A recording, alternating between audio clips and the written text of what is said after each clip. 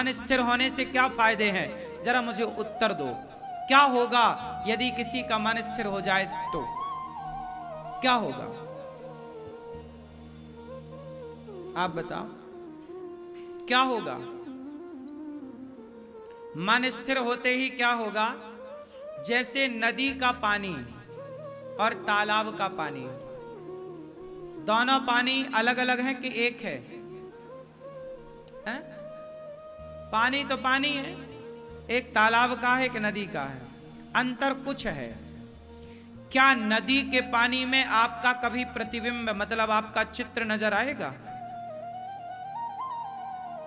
अच्छा, तालाब के पानी में आपका चित्र नजर आएगा कब?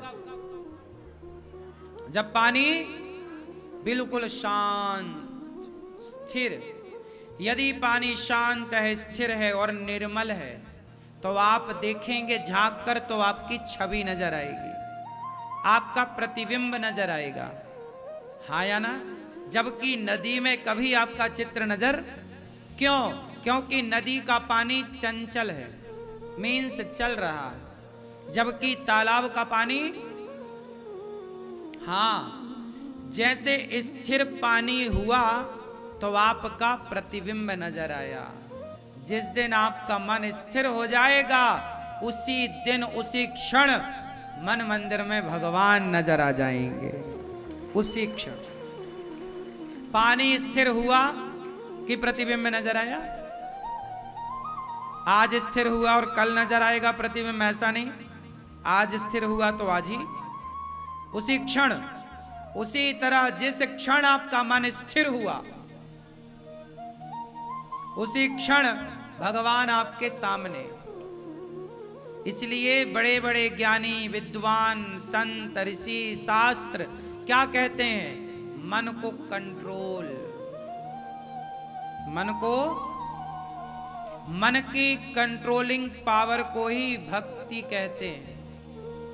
आपने अपने आप को जीत लिया तो सबको जीत लिया, आपने अपने को स्थिर कर लिया तो आप सब कर सकते हैं। आप स्वयं चलते फिरते एक ब्रह्मांड हैं। आप स्वयं कौन हैं? बोलो। इस ब्रह्मांड में जो जो है वो सब कुछ आपके भीतर है, बस एकाग्र करने की देर है। इसलिए तो कहा ना कि श्री गुरु चरण सरोज रज निज मन मुकुर सुधारी। श्री गुरु चरण सरोज रज, गुरु जी के चरणों की कृपा से निज मन मतलब खुद के मन के, मुकुर, मुकुर मीन्स मिरर, मिरर मीन्स दर्पण, मन के दर्पण को सुधारी। निज मन मुकुर सुधार अपने मन को। और यदि सुधर गया तो वर्णहु रघुवर बिमल जस जो दायक फल चारि। फिर 4 फल मिलेंगे आपको। कौन कौन से? धर्म, अर्थ, काम, मोक्ष। चंचलम ही मनः कृष्ण। गीता में भगवान से अर्जुन सवाल कर रहे हैं, मेरा मन बड़ा चंचल है, मैं क्या करूं? मन की गति है अटपटी, झटपट लखे न कोय, और मन की जब खटपट मिटे तो झटपट दर्शन होए। भरत जी ने मन क्या राज सत्ता में लगाया? यदि भरत जी का मन राज सत्ता में लगा होता तो वो कदापि राम जी को लेने चित्रकूट ना जाते। लेकिन राज सत्ता से मन हटा, राम में ऐसा लगा कि अयोध्या की सत्ता छोड़कर चित्रकूट जा रहे हैं राम जी से मिलने। भरत जी, वाह!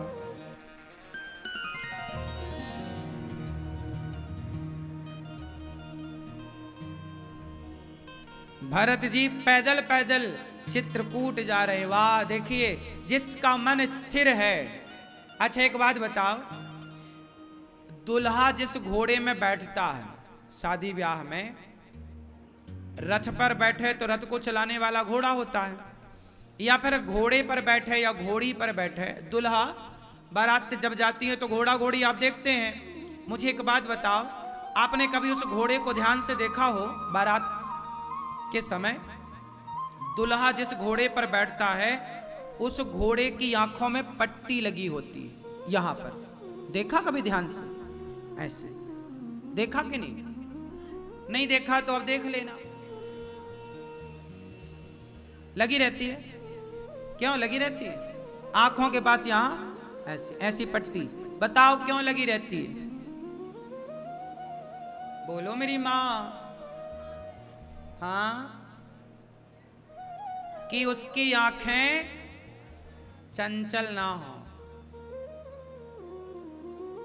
यदि वो यहां देखेगा तो वो इस तरफ जा सकता है, यहां देखेगा तो वो उस तरफ जा सकता है, इसलिए उसको यहां वहां दिखाई ही ना पड़े तो घुड़सवार उस घोड़े की आंखों में यहां पे पट्टी ऐसे लगा दे। फिर वो कहां देखता है? सीधा। आप लोग भी क्यों नहीं लगाते पट्टी वट्टी थोड़ा सी आंखों में? थोड़ा कान में भी लगाओ, थोड़ा अपनी चमड़ी में भी पट्टी वट्टी लगाओ। आपकी भी आंखें कहीं भी जाती हैं, किसी को भी देखती हैं। आपके भी कान कहीं भी जाते हैं, कुछ भी सुनते हैं। आपके भी पांव कहीं भी बढ़ जाते हैं। शराब बिक रही है शराब की तरफ, मांस बिक रहा मांस की तरफ, कोठे पे नाच रही है महिला उसकी तरफ लोगों के पांव जाते हैं, नहीं जाते? क्या समाज के आज पांव वैश्याओं की तरफ नहीं भाग रहे हैं? बोलो, क्या पट्टी नहीं बंधनी चाहिए? क्यों साहब? क्या घोड़े के ही आंखों में पट्टी लगाने की जरूरत है? क्या आज के समाज के पांव में, हाथ में, कान में, आंख में और मुंह में क्या पट्टी लगाने की जरूरत नहीं है? है। कुछ भी ना देखो, कुछ भी देखोगे तो चंचलता बढ़ेगी। इसलिए पहले के लोग जंगल में रहते थे, किसी को देखना ही नहीं है तो मन का चंचल होना खत्म। आप जितना देखेंगे, इसलिए कहता हूं ज्यादा से ज्यादा ध्यान करो, भगवान को देखो, ज्यादा से ज्यादा कथा सुनो, कथा सुनो भगवान की। संसार में जितना देखो जितना उतना मन चंचल। आजकल के बच्चे इतने पढ़ाई में मन नहीं लगता बच्चों का। क्यों? दिन भर मोबाइल देखते हैं तो मोबाइल पे 17 चीजें देखते हैं, मन होता है चंचल। देख लिया ना, अब देख लेने के बाद आपको पता है आपकी आंखें कौन है? क्या है आपकी आंखें? जरा बताओ। आपकी आंखें स्कैनर हैं। मीन्स आपकी आंखें जो देखती हैं स्कैन करके उसे अंदर बिठा लेती हैं। आप जिसे एक बार देख लेते हो ना, भूलते नहीं हो। बात सही है कि गलत है? बोलो हाँ। मैं एक चीज दिखा रहा हूं आपको, तुरंत देखना, ठीक है? फास्ट। इतनी देर में क्या हो गया? आपकी आंखों ने क्या कर लिया? कर लिया। अब आप बता सकते हैं इसका कलर क्या था? बहुत सारी उसकी बात बता सकते हैं क्या लिखा था। इतनी देर में आपने बहुत कुछ देख लिया। और देखो, देखा बहुत पहले था, बीत गया ना वो पल जब हमने दिखाया, लेकिन आपको याद है? हाँ या ना? आपको क्या लगता है? आपकी आंखें सब चीजें स्कैन कर लेती हैं। और बच्चे मोबाइल देखते हैं, जो मोबाइल पे देखा वो आंखों से क्या चला गया? मस्तिष्क में। मोबाइल तो तुमने छुड़ा के रख दिया, लेकिन जो देखा था वो उनके दिमाग में चल रहा है। बोलो हाँ। और वो जब चलेगा तो कहीं ना कहीं वो उथल पुथल मचाएगा, दिमाग को अशांत करेगा। वो दिमाग में तो शोर मच गया ना। कहते हैं बाहर बड़ी शांति है पर दिमाग में शोर मच रहा है। बाहर कितना भी शोर हो पर भीतर शांति होनी चाहिए। लेकिन आजकल क्या है? बाहर तो शांति है लेकिन भीतर शोर है। हाँ या ना? इसलिए कहता हूं कि अपने दिमाग से चीजों को डिलीट करना सीखिए। क्या करना सीखिए? आप लोग डिलीट नहीं मारते। रोज गाड़ी आती है, कचरे वाली गाड़ी आई, कचरा निकाल, आप निकालते ही नहीं। सारा कचरा, आपका दिमाग, अब दिमाग रहा कहां, डस्टबिन बन चुका है। सारा कचरा आपके दिमाग में है। जब तक वो कचरा नहीं हटता, जब तक आपका 17 जगह से मन नहीं हटता, तब तक एक ईश्वर में मन कैसे लगेगा। और जब तक मन स्थिर नहीं होगा, सिर पटक के मर जाना और कर लो जो करना है, आप कभी ईश्वर की परछाई भी ना देख पाओगे, जब तक मन केंद्रित नहीं होगा। और मन कैसे केंद्रित होगा, अब आप बताओ, मन कैसे केंद्रित होगा, बोलो। आंखों से ज्यादा भगवान को देखो, स्कैन करो बिहारी जी को, जगन्नाथ जी को, भगवान और भगवान के भक्तों की बातें, भक्तों को, भगवान को देखो, कानों से सुनो कथा, कीर्तन, नाम, पांव से चलो मंदिर की ओर, वृंदावन की ओर, तीर्थों की ओर, वैश्या के घर नहीं, पराई औरत की ओर पांव से ना चल के जाना। क्यों? तो जैसे घोड़े की आंख में पट्टी बंधी है, आप लोग भी अपनी आंखों में पट्टी बांधिए। बुरा मत देखना, बुरा मत बोलना और बुरा मत सुनना। कंट्रोल, यदि आप कंट्रोल कर पाएंगे देखने में, सुनने में, तो आप मन को काफी हद तक वश में कर लेंगे। मन को कंट्रोल करना बहुत कठिन भी नहीं है। चंचल होता है सबसे ज्यादा बंदर। सबसे ज्यादा चंचल प्राणी कौन? जोर से और जोर से। लेकिन मंदारी गजब का आदमी है, उस चंचल प्राणी को भी वश में कर लेता है। कौन? कौन? मंदारी। जैसे नचाता है बंदर, यदि बंदर को वश में किया जा सकता है, तो मन को भी वश में किया जा सकता है। बस ये बताओ कि मंदारी ने बंदर को वश में कैसे किया? मैया, मंदारी ने बंदर को वश में कैसे किया, आप बताओ कैसे? हाँ, प्रैक्टिस कराई, अभ्यास कराया। क्या कराया? एक लंबी ट्रेनिंग कराता है। मंदारी बंदर को सालों साल पहले उसे सिखाता है, कम पानी, कम भोजन देकर उसको संयमित करता है। हाँ या ना?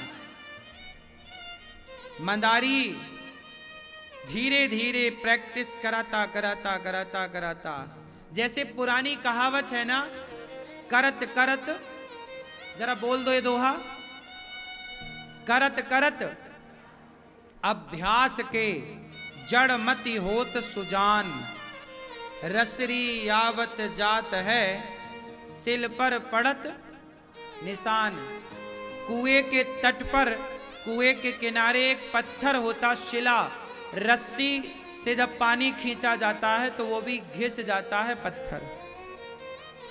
यदि रस्सी के घर्षण से पत्थर घिस सकता है, निरंतरता में ताकत है। निरंतरता में क्या है? यदि जल की धार एक पत्थर पर गिर जाए तो पत्थर कितना भी दमदार हो, एक ना एक दिन वो धार उसे तोड़ जरूर देगी। हाँ या ना? बस चाहिए क्या? निरंतरता। आपने वो देखा होगा, हम लोग बचपन में ना, वो एक छोटा सा कांच ले आते थे खरीद के, गिलास, और सूर्य के सामने ऐसे प्रकाश रखते, नीचे कागज रखते, तो क्या उसमें आग लग जाती थी। सही है ना? आप लोग, हम लोग बचपन में खेलते थे, सही है ना? क्यों भैया, आपने खेला ऐसा? वो कांच आता है, क्या बोलते हैं उसे, बड़ा पावरफुल होता, धूप में ऐसे उठाओ, उसका एक लेंस बन जाता है जरा सा, और वो कागज के ऊपर रखो तो आग लग जाती है। मतलब वो सूर्य के प्रकाश को अग्नि में वो तब्दील इतना गर्म, ठीक है ना, क्या हुआ? अच्छा एक काम करो, उसको भी आप हिलाते रहो तो क्या आग लगेगी? आग लगेगी। क्या करना पड़ेगा? स्थायी, स्थिर करना पड़ेगा। यदि स्थिरता उसमें आ गई तो वो अपना परिणाम देगा। उसी तरह यदि उस कांच की स्थिरता से अग्नि प्रकट हो सकती है तो मन की स्थिरता से भी भगवान प्रकट हो सकते हैं। बात है स्थिरता की। मन को स्थिर कैसे किया जाए? प्रैक्टिस, अभ्यास। ए मन चल कथा सुन, ए मन चल गीता पढ़। रोज गीता, मोबाइल जो आप चलाते हो ना, बहुत नुकसान होगा इसका। मन को अशांत करने वाला मोबाइल है।